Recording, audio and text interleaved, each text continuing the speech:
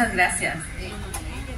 Para mí es muy importante estos espacios porque, si se dan cuenta, estamos escuchando una riqueza impresionante, ¿no? ¿Por qué?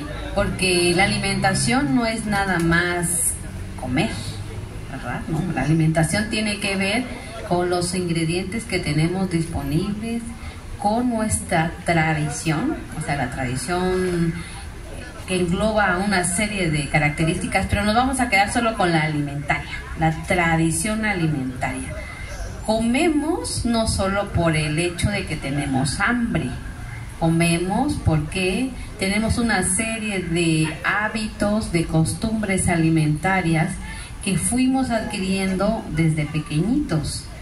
Somos nosotros, chiapanecos, espero yo, todos, estamos enmarcados en una región muy particular. Yo soy de San Cristóbal, entonces en San Cristóbal tal vez estamos comiendo otros tamales, pero al final de cuentas son tamales. ¿Y qué son los tamales? Como lo acaba de decir el maestro, pues es un alimento que tiene como base la masa de maíz. Y si no me dejan mentir, la mayoría son tamales de maíz blanco, porque no es negro, ¿verdad? Ni es amarillo, no, es blanco. ¿Y por qué? Porque es nuestra tradición, la tradición de utilizar el maíz blanco. ¿Y por qué también? Porque es uno de los maíces que más se cultivan, es el que más se adapta a las regiones, es una realidad.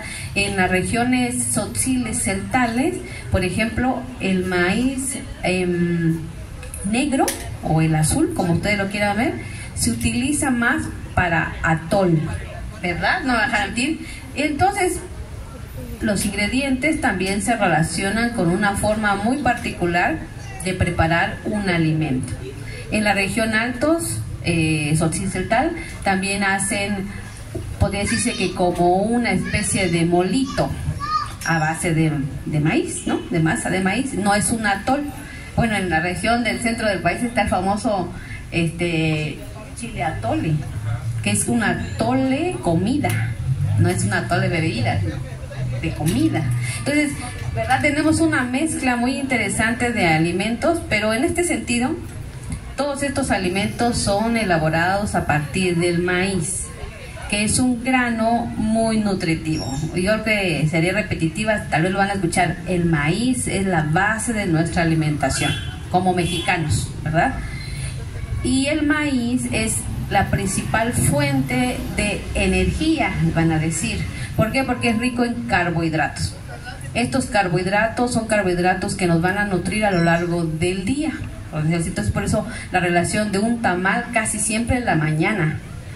Un tamal, en el caso de los eventos festivos, en algún momento particular donde ya la gente tiene hambre, ¿qué le damos? Un tamal.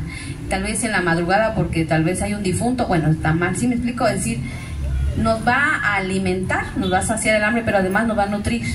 Es rico en carbohidratos, es rico en fibra, es rico en otros minerales como el hierro, por ejemplo, el potasio. Algunas vitaminas como la vitamina 1 o vitamina 7. O sea, entonces, es rico en vitaminas, es rico en minerales, es rico sobre todo en carbohidratos. Y ya la mezcla de nutrientes va a variar dependiendo de lo que comamos, ¿verdad? Si es chipilín, pues es rico en vitaminas.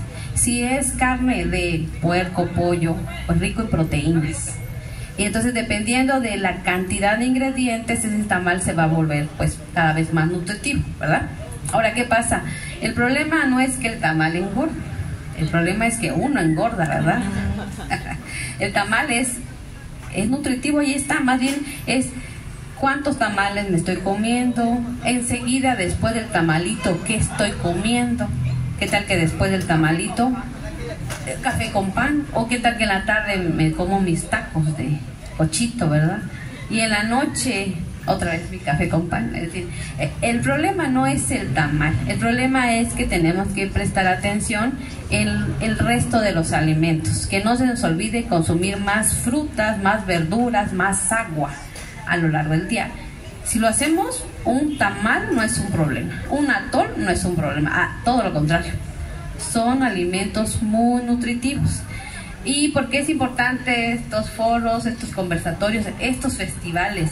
Porque nos hacen recordar la importancia de nuestra cultura alimentaria y que no debemos de olvidar desde los ingredientes hasta la forma de preparar y hasta el momento, como nos platica nuestra maestra Lucero, decir, ¿en qué momento se come un tamal de chipilín? ¿En qué momento un tamal de cambray? ¿O un tamal de mole? Eso es nuestra cultura y no lo debemos de olvidar. Y lo comento y bueno, paso ahorita, cedo el micrófono, porque hoy en día ya tenemos muchos alimentos ultra procesados. Seguramente van a escuchar que ya hay tamales que están empaquetados, ¿verdad? Que nada más les dicen caliéntalo en el microondas y ya está listo. No, pero ahora imagínense, creo que todos los que estamos aquí coincidimos en que eso realmente no es un tamal. Pero ¿qué va a pasar con las nuevas generaciones? Los jóvenes y los niños ya están empapados con el consumo de alimentos industrializados y un tamal de esas características no les sabría mal quizás, ¿no? Entonces, ¿qué tenemos que hacer? Decir, no, no es un tamal como ese tamal, verdadero tamal, ¿verdad? Original. Y después de eso no se te olvide que este tamal se sirve en estos momentos, que se utilizan estos ingredientes que bien dijo también el maestro. Dependiendo de la región se utilizan los ingredientes. Antes se utilizaba de manera mucho más común el frijolito, ¿verdad? Tamal de frijol, en todas sus variedades. Pero hoy en día tenemos acceso a otros ingredientes. Y no duden que ahorita ya hay otros tamales, ¿verdad? Hasta de dulces. Bueno, hay unas creaciones muy extrañas, ¿verdad? En el centro del país ya está tamal de gansito y tamal de otras creaciones muy extrañas. Pero el punto es que tenemos que recuperar el contexto cultural, ¿verdad? De la importancia del alimento, nuestra alimentación cotidiana, festiva también, pero que no tenemos que pensar que son alimentos que nos causan daño. Si los consumimos excesivamente, quizás sí, sobre todo para una persona que tal vez tenga problemas de hipertensión o diabetes o una enfermedad particular que pueda hacerle daño a algún ingrediente del tamal. Pero si no, no deberíamos tener ninguna dificultad, ¿no? Si por ejemplo ese tamal utiliza manteca, pues hay que cuidar si esa persona no le causa daño a ese ingrediente. Si un tamalito, no sé, tiene carne de puerco y la carne por sí misma le causa daño, bueno, podemos utilizar otro. Y bueno, tenemos muchas formas de preparar tamales. No todos los tamales utilizan ingredientes tan complejos. También que no se nos olvide que un tamal de frijolito tierno, por ejemplo, no tiene o no tenía como la tradición de ser utilizado a la manteca, por ejemplo, ¿no? Era simplemente la mezcla de la masa con el frijolito, con sal quizás y listo. O el de frijol untado también, o sea, sí, o sea, el tamal es uno de los alimentos que tenemos como herencia prehispánica. No me va a dejar mentir aquí el maestro. Entonces, el tamal es uno de los alimentos que podríamos decir que es nuestro, como mexicanos, como chiapanecos. No viene de Europa, está acá. Ahora, evolucionó, que ese es otro asunto. Pero el tamal y el atol es herencia de nuestros antepasados. Entonces, si ellos fueron bien alimentados con tamal y atol, hay que hacerle caso, ¿verdad? Yo quisiera hacer esta mención, que le vamos a dar la palabra aquí a la maestra Lucero, porque ella pues hace tamales, además va a la fiesta y hay toda yo le llamo la funcionalidad, ¿no? ¿Quiénes hacen los tamales? Lo que comentaba la doctora Susana es muy cierto, porque además nosotros, bueno, estamos en vísperas de la fiesta de la Virgen de la Candelaria y hoy está bajando la Virgencita de Copolla, ¿no? Yo escuché los cohetes hace rato y seguramente en donde va a llegar la Virgen van a tamal de bola, porque es el tamal que en la costumbre, en ese tipo de costumbre se da el tamal de bola. Entonces ahí todo uno, qué se come, en qué tamal y cuándo y dónde, ¿no? Entonces ahorita estamos en el tiempo de la flor de cuchunú, pero viene el tiempo del tamal de hoja de milpa y así consecutivamente. Pero hay gente en el campo que que siempre tiene su frijolito, tiene su maíz y hace sus tamalitos para desayunar, para en la noche tomar con café, y lo va a adorar, ¿no?, en su comal. Entonces todo el tiempo tenemos una rica variedad de tamales. Y comentaba algo la doctora Susana acerca de esta parte de la historia. Cuando llegaron los españoles y vieron, pues pues ellos sufrieron de comida, porque pues era raro, ¿no? Y además el maíz no era conocido en Europa, es un producto local, ¿no? Y entonces, pues ¿qué iban a comer? No había puercos, no había res, no había, pues ingredientes, menos vinos y quesos, ¿no? Y harinas. Entonces se fueron adaptando, pero sobre todo es cuando llegan los frailes. Yo siempre hago esta mención porque no es lo mismo los españoles que los frailes, y estos frailes pues eran muy avivados, ¿no? Ellos fueron introdujeron el puerco y así consecutivamente.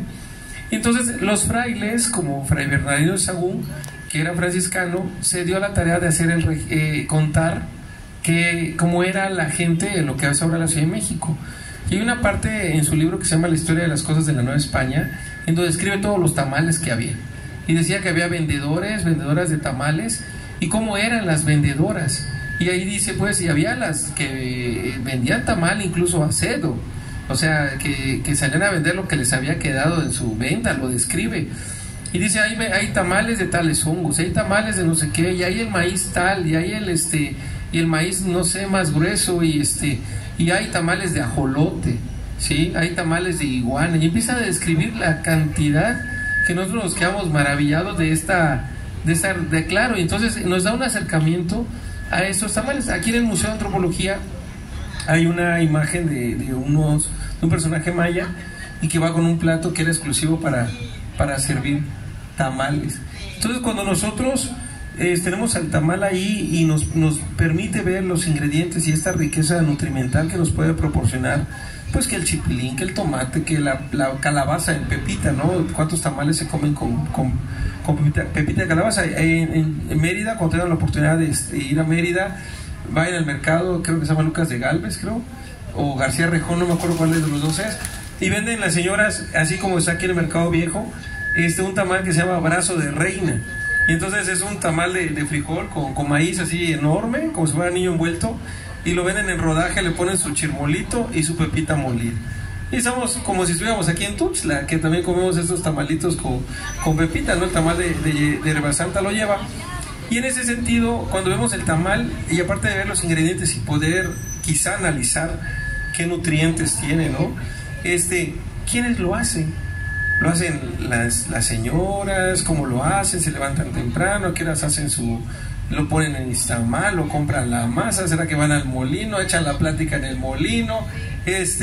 Cuando están haciendo tamal, están las hijas, las nietas, los hijos, ¿quién ayuda? ¿Será que lo saben envolver? El tamal de hoja de milpa, no cualquiera lo sabe envolver. El tamal de cambray creo que recibe su nombre por el envuelto, ¿no? Y entonces todo eso, imagínense toda la rica información que encontramos con un tamal. ¿Quiénes hacen los tamales, querida maestra Lucero? ¿Quién hace los tamales? El que lo quiere hacer.